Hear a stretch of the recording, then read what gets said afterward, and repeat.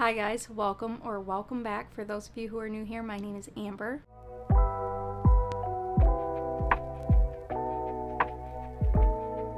Today we are going through an updated list of my physical TBR. I think I last did this as like my first video, and I think I only had like 40 books roughly.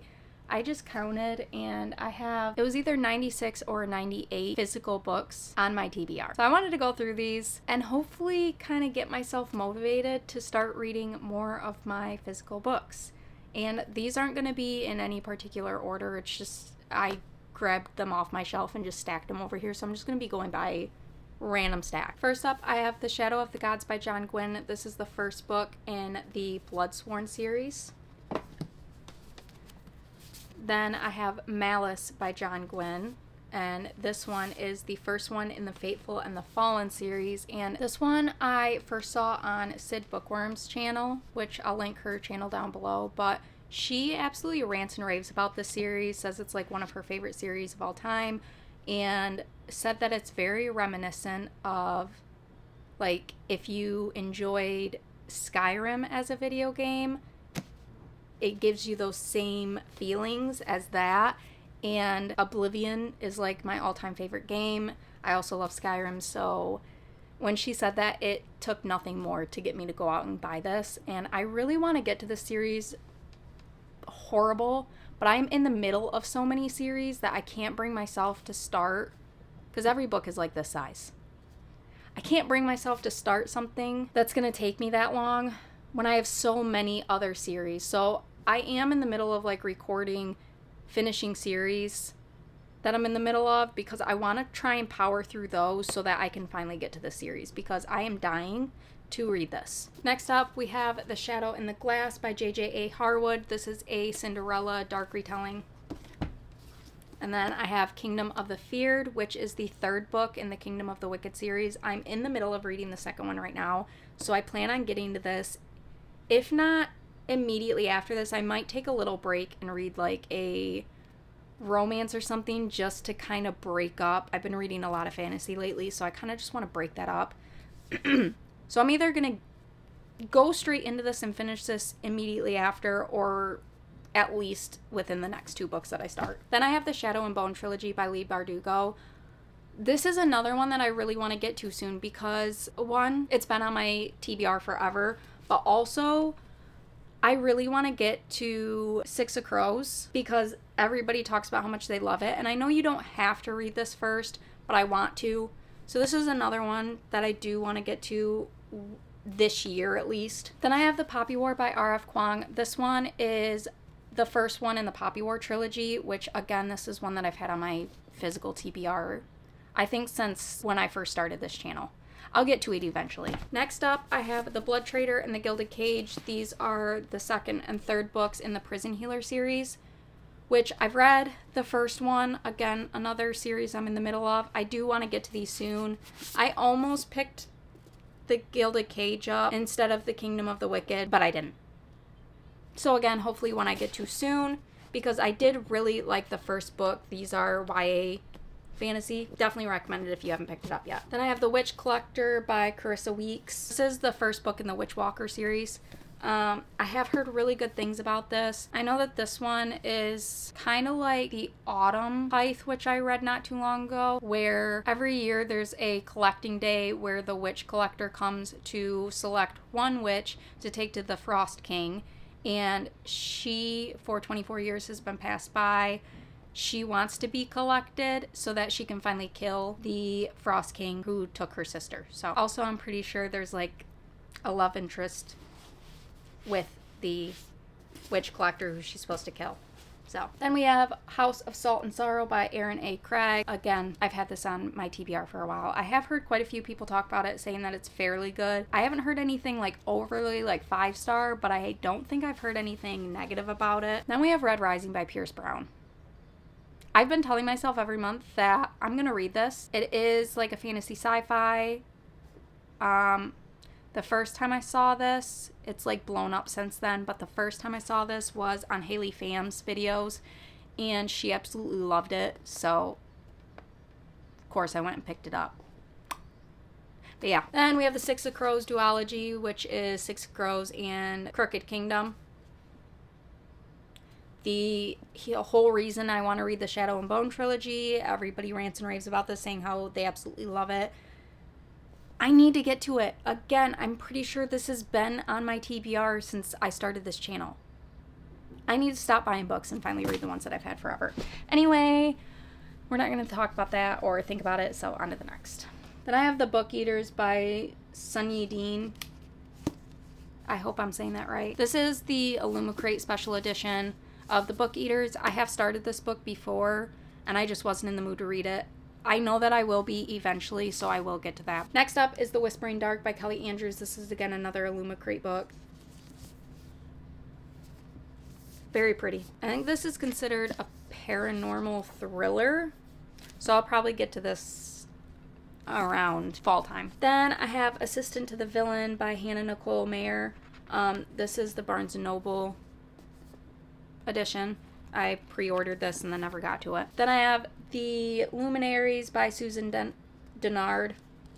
Again, another Illumicrate special edition. I did start this once. I think I only got through one chapter before I put it down. Then I have Sanctuary of the Shadow by Aurora Asher. And this one I think is just sold like this. I just pre-ordered this off of Barnes & Noble on impulse. It sounded good. It's like fantasy set in circus. Then I have God Killer by Hannah Kaner. This is another Illumicrate special edition, which this one, I'm pretty sure, I feel like I remember hearing mixed reviews on it. Of some people really liked it, but some people, it was just okay. Thought it was kind of boring. Again, I've started this one also, and I think I made it like 5 or 6 chapters in. And it was okay, but I just wasn't really in the mood for it. So again, I'll probably read it around fall time. Then I have When Stars Come Out by Scarlett St. Clair. This one is a Bookish Box special edition. Then I have Song of Silver, Flame Like Night by Amelie Wenzhou. Another Illumicrate exclusive edition, and it is absolutely beautiful. Again, I'm pretty sure I've heard mixed things on this. Some people really liked it. Some people thought it was okay. Next up is The Red Scholar's Wake by Aliette de Bodard. Another Illumicrate. I don't really know much about this. I'm pretty sure it's like fantasy sci-fi. I don't really know. I haven't even looked into it. Then I have Daughter of the Pirate King by Trisha Levenseller. This was a Barnes & Noble edition, and I just loved the way it looked, so I got it. Next up, we have The Hobbit by J.R.R. Tolkien. I don't really need to say much about that. And while we're on that topic, I have the complete trilogy of Lord of the Rings by J.R.R. Tolkien. J.R.R. Tolkien.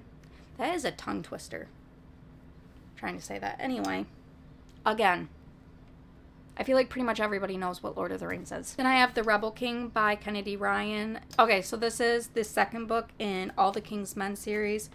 I am listening to the first one, which is The Kingmaker, through audiobook. It's taking me forever because I don't really know how I feel about it. Then I have The Guest List by Lucy Foley. I am in the middle of reading this. I keep taking breaks from it. I don't know. I haven't really been in the mood for a thriller.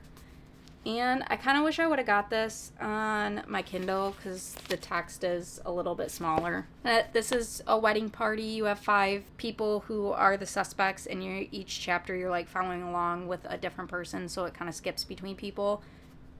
And it skips between like the past, like the day before, the day of, like 2 days before, to the present day. My brain most days just can't follow along with that. Next up, I have Hooked by Emily McIntyre. This is I don't really want to say retelling. I mean, I guess it kind of is, following Captain Hook, but it's like set in present day. I am really interested in getting this one. I've been wanting to read all those really bad. Then we have Trial of the Sun Queen by Nisha J. Tooley. I honestly just saw this in Barnes & Noble and picked it up, and I felt like I remembered seeing it somewhere, so I grabbed it. 10 Women to Deadly Contest. Only one can win the Sun King's heart. Sounds interesting enough to me. Then I have The Fine Print by Lauren Asher. I feel like everybody and their brother has read this but me. This is the first one in the Dreamland Billionaire series. I want to read it.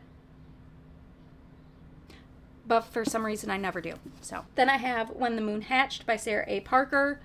I pre-ordered this. It just came out not too long ago. It is a thick one. This is also Kindle Unlimited, and this is the first book in the Moonfall series. I saw someone, and I can't remember who it was, show this book, and they had read it, and they said how good it was, so I picked it up because it sounded right up my alley. Then I have Of Shadow and Moonlight, and this is the first book in that series, and that's by Luna Laurier? I genuinely don't know how to say it. I was following her on TikTok and pre-ordered it when she announced the release date, and then I still haven't got to it. Then we have The London Seance Society by Sarah Penner. I bought this on impulse, and I genuinely don't know if I'll ever read it. I want to get to it around like Halloween. It seems like that's a fair time to read it, but I don't know if I'll ever read it. Then we have One for My Enemy by Olivia Blake. This is witches set in modern day New York. I'll get to it eventually.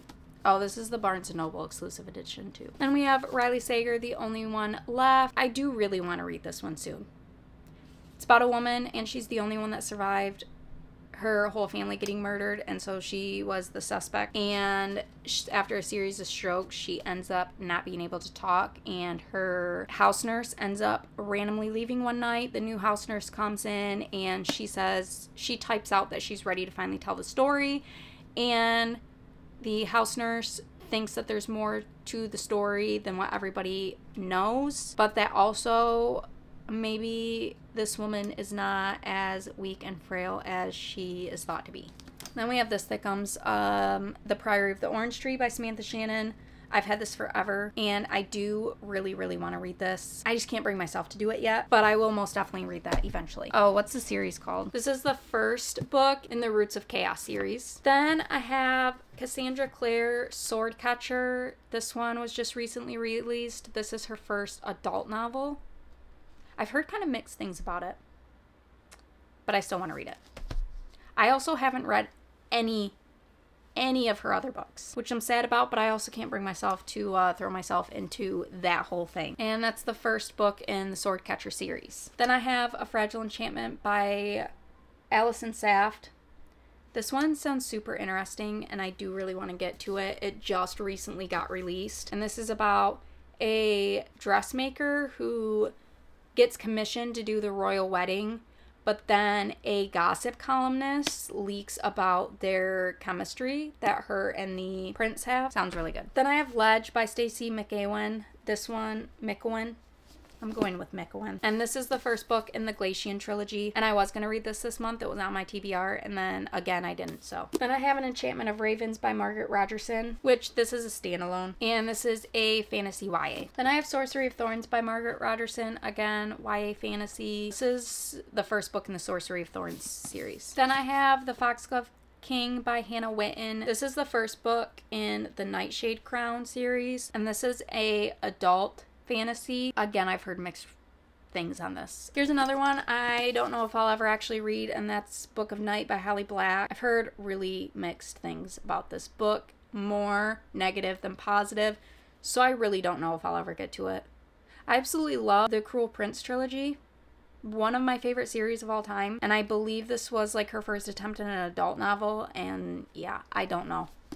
I don't know if I'll ever read it. Then I have The Atlas Six and The Atlas Paradox by Olivia Blake. This is the first and second book in the Atlas series. I've heard more good things than negative things about this, but again, mixed reviews, and I will get to it eventually. Then I have The Book of Azrael by Amber Nicole. This is the first book in the Gods and Monsters series. I hear so many good things about this, and I do really want to read this. Going through this is making me realize how many of these books I just pretty much like forget that I even have, that I want to read so bad. And there are so many of them that I don't even know how to order them in the ones that I want to read the most to least. Then I have The Dark King by Gina L. Maxwell. This is like an adult fantasy, but set in modern day Las Vegas, where a fae prince or king, I don't remember what he is, like owns one of the casinos. I don't know. It was weird. I started it and got like 30% of the way through and put it down. I don't know if I'll end up reading that. Then I have A Touch of Darkness by Scarlett St. Clair. This is a Hades and Persephone retelling. This is the first book in the Hades and Persephone's saga. Then I have Queen of Myth and Monsters by Scarlett St. Clair. I have read the first one, which is King of Battle and Blood. I loved the main character in the first one, so I am looking forward to getting to this one. This one's the second book in the Adrian Isolde series. First one was really good, so if you're looking for an adult fantasy with like vampires, I do recommend this one. Then I have The Bone Orchard by Sarah A. Mueller. I'm not gonna lie, I don't know anything about this. I bought it solely on the cover, but the front says a dark gothic whodunit. I'll get to this in the fall. Then I have Ninth House by Leigh Bardugo. Again, another one that's been on my TBR forever. This is the first book in the Alex Stern series. This is an adult fantasy, I believe dark academia. It's set at Yale University with like a secret society. That's about the extent of what I know. But I mean, again, I feel like everybody and their brother has read this but me. Next up, I have 3 Dark Crowns, 1 Dark Throne, 2 Dark Reigns, and 5 Dark Fates by Kendare Blake. And these are the first 4 books in the 3 Dark Crown series. I think that I'm missing a novella for this, but I bought like this whole series off Pango Books. I was kind of confused when I was buying these. I genuinely don't know anything about them, just that they're fantasy. A lot of these books you're going to find that I have no clue what they're even about, and I bought them either solely off the cover or just because I read one line off of TikTok and it convinced me to buy it, or I just saw like some keyword of like adult romantasy or one person saying that they liked it and I bought it. Next up, I have To Wear a Fey Crown. Oh wait, these are completely out of order.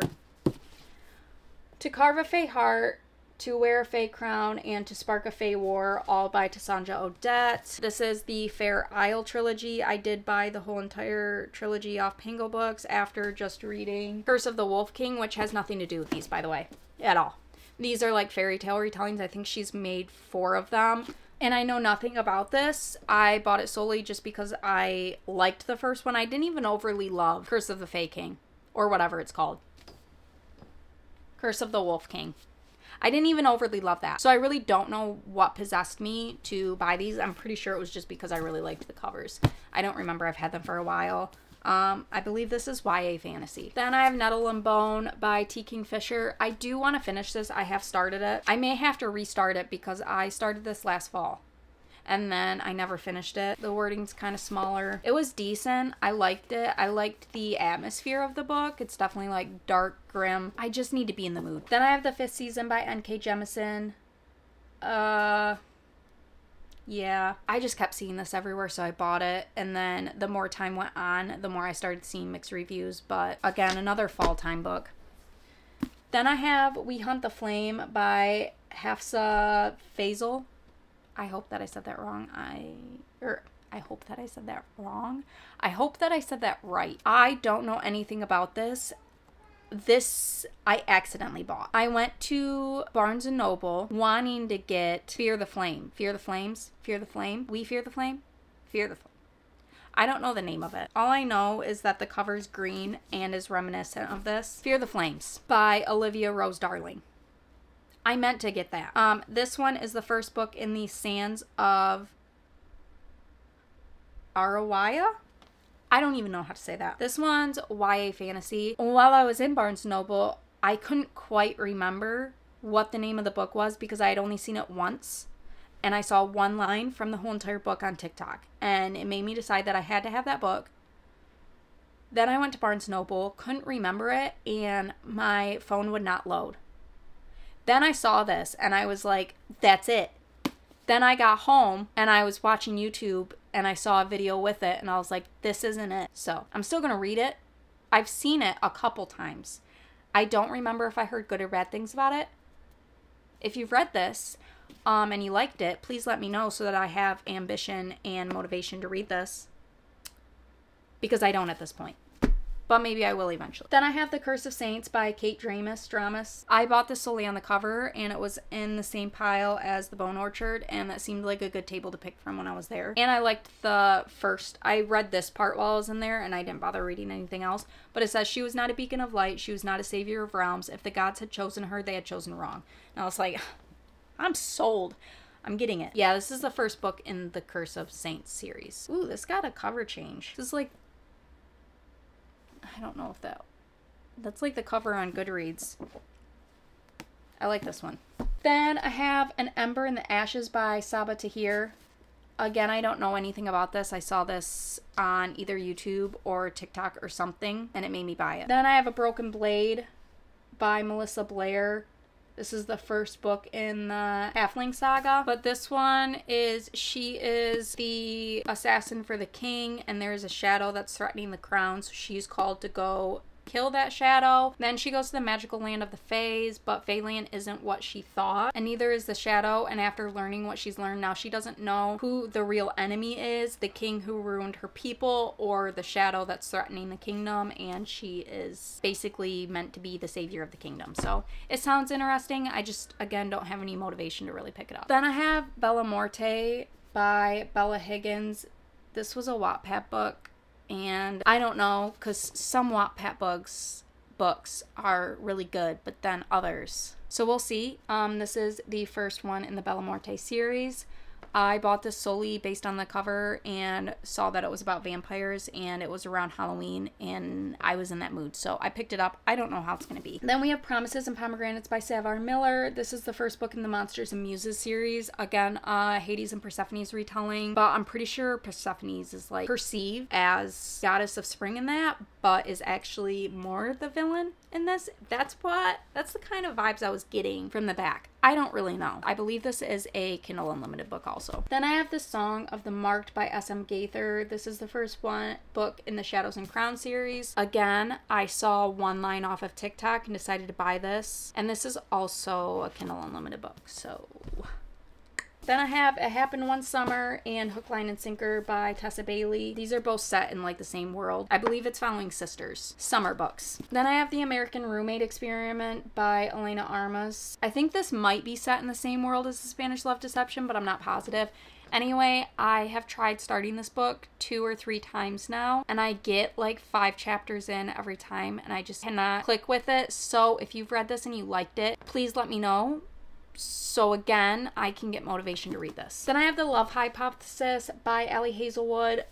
I keep swearing I'm going to get to this because, again, I feel like everybody's read this but me, and most people love it. I have no excuses. This is another one I don't know if I'll ever read. It's The Wolf by Leo Carriou. I've had this is probably my oldest book on my TBR, and I have gotten to page 40. I can't even remember what this is about at this point. War, rivalry, and honor in a world where the fiercest enemies are always closer than they seem. Beyond the Black River, among the forests and mountains of the north, lives an ancient race of people. Their lives are measured in centuries, not decades. They revel in wilderness and resilience, and they scorn wealth and comfort. By contrast, those in the south live in the moment, their lives more fleeting. They crave wealth and power, their ambitions is limitless, and their cunning unmatched. When the armies of the south flood across the Black River, the fragile peace between the two races is shattered. On a lightning-struck battlefield, the two sides will fight for their people, for their land, and for their survival. I mean, it does sound good. Then I have Sky in the Deep by Adrienne Young. I believe this file is like Vikings, and I believe it's YA. Then I have Circe by Madeline Miller. This follows Greek gods, daughter of Zeus. I really want to read this. I've seen a lot of people read it. I can't remember if I've heard good or bad things about it. I will eventually. Then I have Daughter of the Moon Goddess by Sulin Tan, and I've had this on my TBR for a while. This is the first book in the Celestial Kingdom series. I've heard so many good things on this, and I really want to read it. But when I have 96 books on my physical TBR, it gets a little overwhelming and hard to pick. Then I have The Last Letter by Rebecca Yarros. This is like a army's best friend brother, where I believe the brother dies and he asks his best friend to help take care of his sister, who is a single mom. Yes. I've seen quite a few people talk about this book, that it was good, that it made them cry. I don't know if I'm mentally prepared for that yet. While on the topic of books that make them cry, I have Archer's Voice by Mia Sheridan. I need to get to this.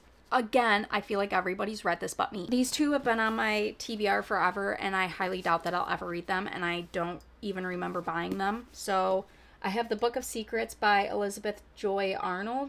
This one says that after 20 years of marriage, her Chloe's husband Nate is gone when she comes home, and he's left a note saying that he went back to his hometown, their hometown, and it's a place she never wants to go back to. And then in a copy of The Lion, the Witch, and the Wardrobe, she finds like this cryptic note with codes, and as she's going through it, it leaves like little reasonings and like clues as to why he's gone back to their hometown. I might read it, but it's definitely not even remotely at the top of my want to read.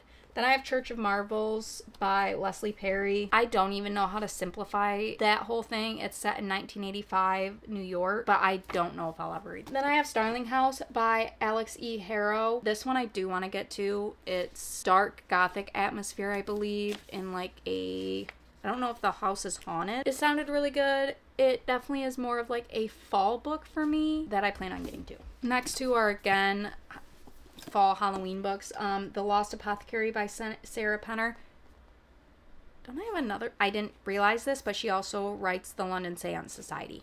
This one's set in 18th century London, where there's a hidden apothecary shop, and the owner Nella sells disguised poisons to use for women to use against oppressive men in their life. And then a 12-year-old girl named Eliza Fanning ends up going into here, and they form an unexpected bond, but that bond has consequences that echo throughout the centuries. And 200 years later, historian Caroline Parswell is running from her own demons when she discovers a clue to London's long unsolved apothecary murders. Interesting. Then I have Small Town Big Magic by Hazel Beck, witchy romance, I think. Childhood best friend. Then I have The Last Thing He Told Me by Laura Dave. I've heard mixed things about this, that it was okay, it was kind of boring. And I think this one was one of the ones where I saw that the ending is kind of, like, not a plot twist or anything like that. It's kind of, what's the word? Predictable. The husband, Michael, disappears, and he gave a note to his wife saying protect her. Owen. His name is Owen, my bad. Owen sneaks a wife to his letter. What? Sneaks a note to his wife before he disappears saying protect her, and she knows that he's talking about his 16-year-old daughter who wants nothing to do with her new stepmom. And as she's trying to get a hold of him, the FBI end up arresting Owen's boss, and then they show up to their house, and she realizes that her husband isn't who she thought he was, and then her and her daughter start uncovering a bunch of things from his past. Then I have Night of the Witch by Sarah Rosh and Beth Revis. This is the first book in the Night of the Witch series, and this is about a guy and a girl. She's a witch. He is a part of like a witch hunter group, but then they start working together to take down like the leader of the witch hunter group that he's in, because they had killed his family, so he had pretty much like infiltrated them, and there's romance involved, so he's supposed to kill her. Then I have The Family Across the Street by Nicole Trope. I literally saw this off Amazon and just decided to buy it because I had this impulse that I had to read a bunch of mysteries, and I haven't read any of them. The main characters end up moving into like the picture perfect white picket fence family suburb, and they never go to any of like the neighborhood barbecues or anything, and then these strange noises start happening, and all the neighbors are really concerned and wondering more about this family. Then I have The Perfect Marriage by Geneva Rose. She's a lawyer, like the top-notch defense lawyer in Washington, D.C. Her husband, he's a writer, and he's having writer's block, so he ends up going up to like this cabin, and it comes to light that he was there with his mistress, which she ends up being found dead there, and he is obviously the number one suspect, and she ends up being his defense lawyer on this whole thing. Then I have The Last Tale of the Flower Bride by Roshani Chosky. I don't know a lot about this, and I've heard mixed things on it. So the two main characters get married. In exchange for her love, she had her